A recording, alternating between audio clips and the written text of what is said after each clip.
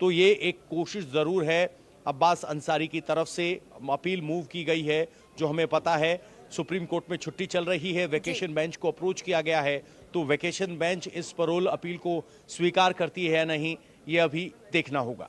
बिल्कुल। और देखिए, इधर मुख्तार अंसारी का शव अब से कुछ ही देर में अपने घर पहुंचेगा, लेकिन इसी बीच मुख्तार की मौत को लेकर सियासत शुरू हो गई है। आरजेडी सांसद की ओर से भी एक बयान आया है। मनोज झा ने मुख्तार अंसारी की मौत पर कहा कि यूपी एक अलग किस्म का राज्य बन गया, जहां मौत और हत्या का फर्क मिट गया है। सुनिए। एक अलग किस्म का राज्य बन गया, एक पैटर्न है, मौत और हत्या का फर्क मिट गया, बस इतना ही कहना। तेजस्वी यादव ने भी संवैधानिक संस्थानों को इसमें हस्तक्षेप करने की बात की और संज्ञान लेने की बात। देखिए, सीधी सी बात है, मैंने कहा ना, मेरे नेता से इतर नहीं कहा, मौत और हत्या का फर्क जब मिट जाए तो अराजकता होती है, पता नहीं क्या कहें।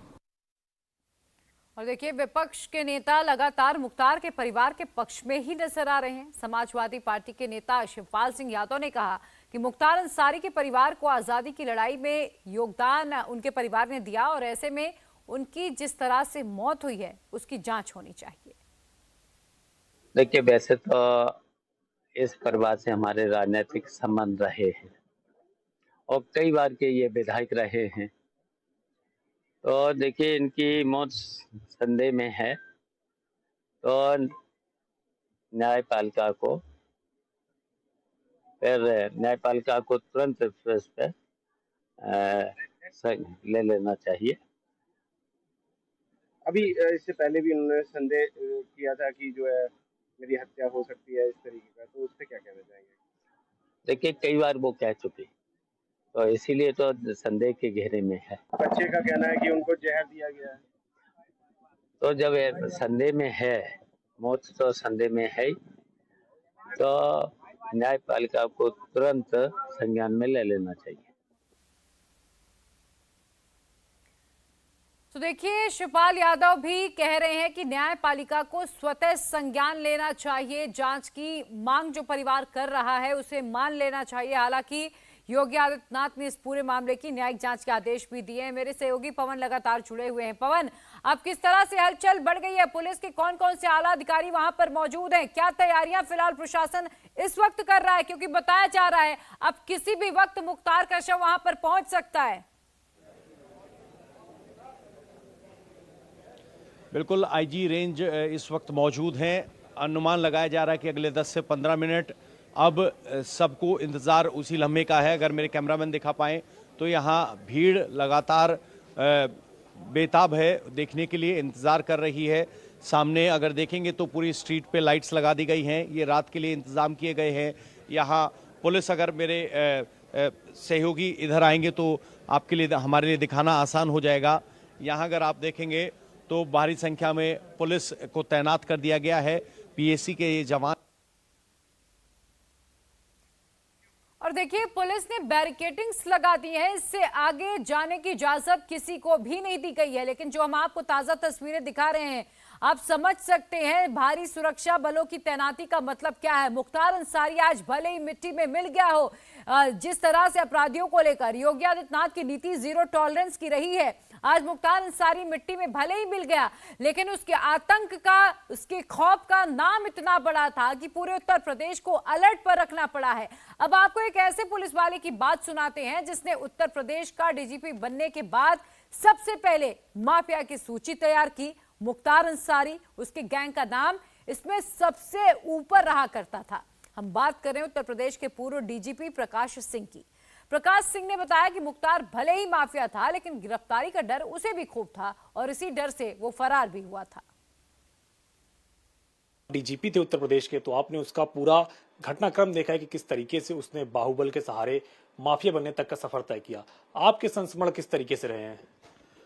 देखिए, मेरे संस्मरण तो 1991 और 93 के बीच के हैं। उस अवधि में मैं डायरेक्टर जनरल पुलिस यूपी था और उस समय भी ये काफ़ी कुख्यात था, पर हाँ, उसका आर्थिक साम्राज्य अभी बहुत ज़्यादा नहीं फैला था और पूरे पूर्वांचल में जिस तरह से बाद में उसका दबदबा हो गया, प्रभाव हो गया, उतना ज़्यादा नहीं था। परंतु यह है कि मतलब one of the notorious mafia dons of UP के रूप में वो जाना जाता था।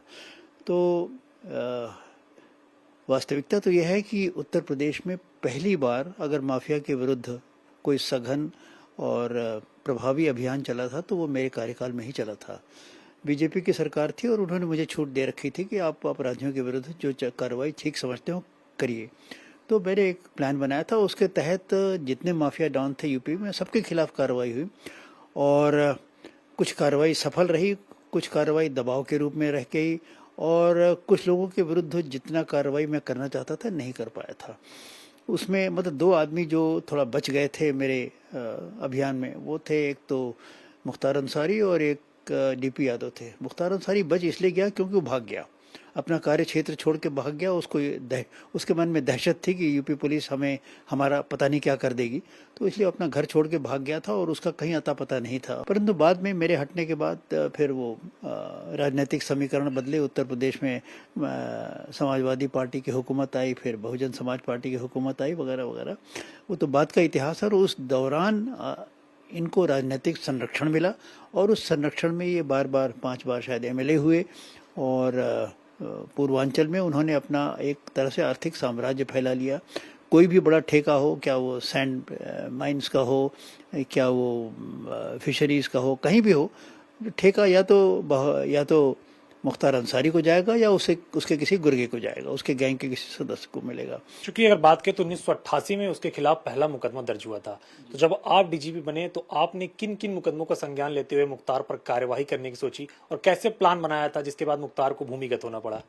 देखिए, प्लान तो यही था कि उसको गिरफ्तार किया जाए, पर गिरफ्तारी के दौरान अगर कुछ होता है तो फिर उसका मुंहतोड़ जवाब भी दिया जाएगा। ये पुलिस को बड़े स्पष्ट आदेश थे, क्योंकि वो उस समय तक मतलब ये था कि कभी हथियार लेके घूमता है, कभी कैसे घूमता है, ये इस बात के था। तो प्लान यही था कि जो अब वो मुकदमों की फेहरिस्त मेरे पास इस समय नहीं है कि क्या क्या मुकदमे थे, पर यह था कि इनके खिलाफ एक प्रभावी कार्रवाई तो होनी है और हुई और इतनी प्रभावी रही और उसके मन में इतनी दहशत थी कि वो भाग गया और कहाँ भाग गया किसी को पता नहीं।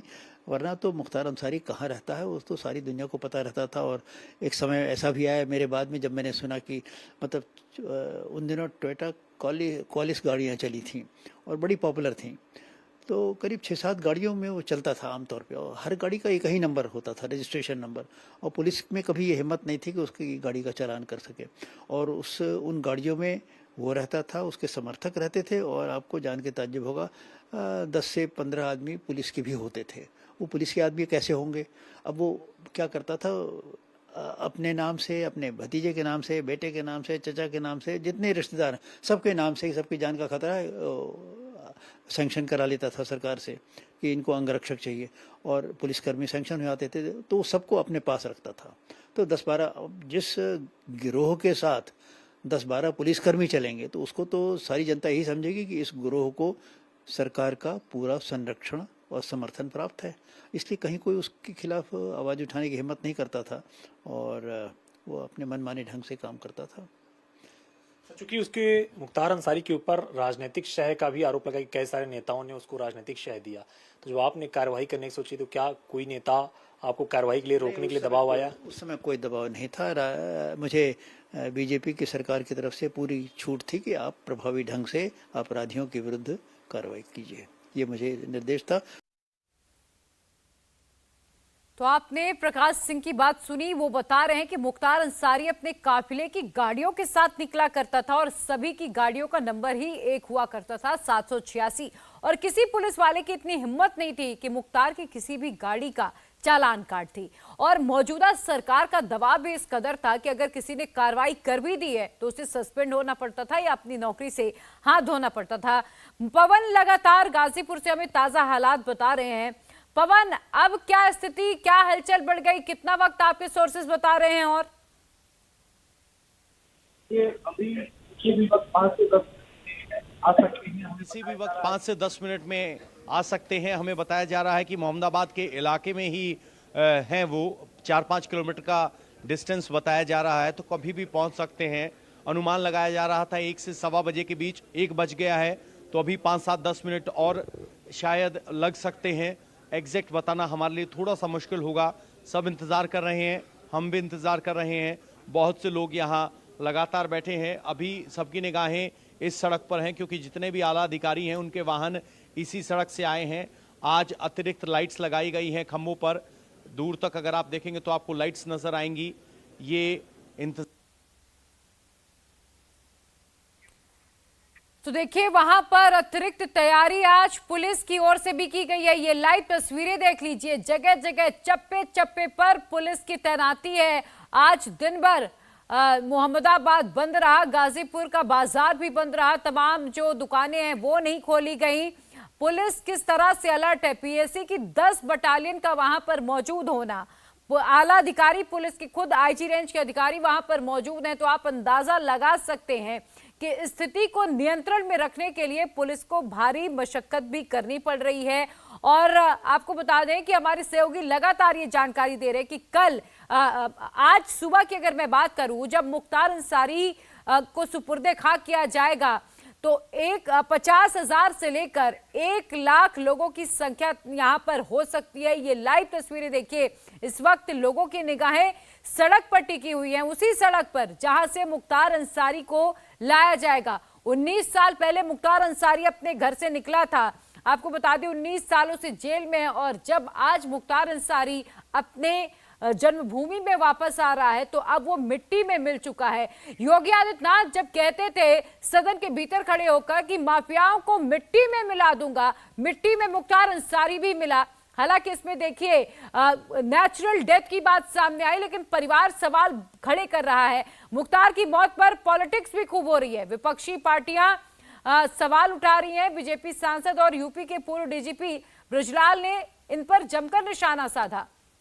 कृष्णानंद राय की हत्या के समय उत्तर प्रदेश के लॉ एंड ऑर्डर आईजी रहे बृजलाल ने समाजवादी पार्टी पर कई सवाल उठाए। बीजेपी नेता ने कहा कि हत्या की जानकारी होने के बाद भी तब की सरकार ने कोई कार्रवाई नहीं की थी। मुख्तार अंसारी जेल में रहकर कृष्णानंद राय पर 500 गोलियां चलवाया था, 67 गोली लगी थी, तब तो इन विरोधी पार्टी खासकर समाजवादी पार्टी को रामराज लग रहा था। मैं उस समय आईजी लॉ एंड ऑर्डर था जब मुख्तार अंसारी ने कृष्णानंद राय को मरवाया। सबको मालूम था मुख्तार अंसारी के घर पर मुन्ना बजरंगी, संजीव जीवा, शहाबुद्दीन, ये सब क्रिमिनल, अताउर रहमान बाबू बैठ गए हैं। एसपी ने रेड नहीं की, समाजवादी पार्टी की सरकार थी। डीआईजी को बताया गया, ऊपर हम बात आई, और शीर्ष स्तर पर, मैं नाम नहीं लेना चाहता, वहाँ बताया गया कोई कार्रवाई नहीं हुई और कृष्णानंद राय मार दिए गए। उसके पहले ये लाइट मशीन गन लाया था। इसकी लाइट मशीन गन जनवरी 2004 में deputy SP STF Shailendra Pratap Singh ने पकड़ा था, और जब उसमें मुख्तार पर पोटा का मुकदमा कायम हुआ, मुन्नर यादव, बाबूलाल यादव जो फौज का एलएमजी लेकर भागा था, और उस समय हंगामा मच गया, मुख्तार पर क्यों कायम हो गया मुकदमा, पोटा क्यों कायम हो गया, और इतना प्रताड़ित किया डीएसपी शैलेंद्र प्रताप सिंह को इस्तीफा देना पड़ा। और कृष्णानंद राय उसके बाद वो एलएमजी, अगर वही कृष्णानंद राय वही मार दिए गए होते, अगर मुख्तार अंसारी को जेल भेज दिया गया होता, और उसमें जब केस का शासन से परमिशन जरूरत होती पोटा में, मुख्यमंत्री जी ने उस समय बाबूलाल मुन्नर यादव का दिया, 10 साल की सजा हुई, मुख्तार अंसारी का नहीं दिया, और उस समय मुख्तार अंसारी बंद हो गया होता तो कृष्णानंद राय बच जाते। तो ये पार्टियां आज जो विलाप कर रही हैं कि ये एक घटना हुई, इसका इन्वेस्टिगेशन हो रहा है, अच्छी तरह से होगा, तुरंत जुडिशियल इंक्वायरी भी ऑर्डर हो गई, लेकिन इनके राज्य में 500 गोलियां विधायक पर मारी जाती थी। यानी कि कहा जा सकता है सर कि अपराध के साथ अगर राजनीति का कॉम्बिनेशन होता है तो बड़ा डेडली कॉम्बिनेशन होता है, और इसी डेडली कॉम्बिनेशन का इस्तेमाल किया मुख्तार अंसारी ने, अतीक अहमद ने, और जराइम को दुनिया में आगे बढ़े, राजनीति में आगे बढ़े, दबंगई बढ़ाई, अपना जो प्रभुत्व था उसको आगे बढ़ाया। और जो इस तरीके की बात सर सामने आई कि पाकिस्तान के साथ लिंक है, ISI के साथ लिंक है, जो ड्रोन के जरिए पाकिस्तान से सीमा पार से ये अपराधी हथियार मंगवाते थे, सर कितना बड़ा थ्रेट मानते हैं देश के लिए इस तरीके की बातों का कि अतीक गैंग, मुख्तार गैंग इस तरीके से हथियारों को सीमा पार से मंगवाता है इंडिया में? इसमें एक नाम और जोड़ दीजिए, शहाबुद्दीन जो सीवान का था, और उसके घर पर जब पुलिस ने गोली चलाई थी, उसके लोग मारे गए थे, पुलिस के लोग मारे गए थे, और उस समय के लालू यादव की सरकार थी, कुछ नहीं किया था, और उसका जगजाहिर था ISI से लिंक है। शहाबुद्दीन, मुख्तार अंसारी, अतीक, इन तीनों के शूटर आपस में मिले हुए थे, हथियार एक्सचेंज होते थे। ISI लिंक जग जाहिर है। G3 इन्होंने इस्तेमाल किया है, AK-47 इस्तेमाल किया है, AK-56 इस्तेमाल किया है, AK-94 इस्तेमाल 74 इस्तेमाल किया है, 74U जो ओसामा बिन लादेन रखता था, मुख्तार ने किया है। इसके अलावा इनके पास .45 pistol, 9mm pistol, Israeli UG carbine, कोई ऐसा हथियार नहीं जो इस गैंग के पास ना रहा हो। और इसलिए मैं कहूँगा इस मामले में मुख्तार अंसारी के पास और ज़्यादा वेपन है। तो इसलिए तीनों गैंग आपस में मिले हुए थे और इन्होंने जो कहर ढाया है न केवल उत्तर प्रदेश में बल्कि अन्य राज्यों में, उसका इनके इतिहास से समझा जा सकता है। और दुखद यह रहा कि राजनीतिक पार्टियां उनको पालती रहीं, उनको लगातार मान्यवर बनाती रहीं। उसकी जिम्मेदार बहुजन समाजवादी पार्टी भी है। मुख्तार अंसारी ने एक ऐसा बता रहा हूँ, ये 93 में माननी बनना चाहता था। इसके भाई अफजाल कम्युनिस्ट पार्टी से विधायक बन चुके थे। इसने चाहा जब 93 में समाजवादी पार्टी और बहुजन समाज पार्टी ने काशीराम जी ने समझौता किया, उस समय एक नारा लगा था, मिले मुलायम काशीराम। उस समय काशीराम जी ने अपने एक विश्वस्त, उनका खास भक्त था विश्वनाथ राम भारती, उसको गाजीपुर सदर से उठ उस पर मुख्तार चाहता था। मुख्तार को टिकट नहीं मिला। सुबह चुनाव है, शाम को नवंबर की बात है 94 बाई इलेक्शन में विश्वनाथ राम भारती मार दिए गए। तो मुख्तार के आतंक की कहानी आपने बृजलाल जी की जुबानी सुनी, किस तरह से मुख्तार मशीन गन का इस्तेमाल किया करता था। जिस SSP ने उस मशीन गन की बरामदगी की, उन्हें अपनी नौकरी से हाथ धोना पड़ा। मूंछों में ताव देते हुए, असलहा लहराते हुए मुख्तार अंसारी सड़कों में अपने काफिले के साथ निकला करता था। और आज वही मुख्तार अंसारी अब मिट्टी में मिल चुका है। पवन, अभी और कितना वक्त लग सकता है? हलचल वहां की दिखाते रहिए, लोगों से बात करिए, लोग अपने घर क्यों नहीं जा रहे हैं, क्यों इंतजार कर रहे हैं? क्या वाकई जो रॉबिन हुड की छवि थी लोगों वो इतनी भारी थी कि उसके आतंक की जो निशानियां लोगों के जहन में है, जो बहुत से ऐसे पीड़ित परिवार हैं, जो दर्द मुख्तार अंसारी ने दिया है, वो यहाँ के लोगों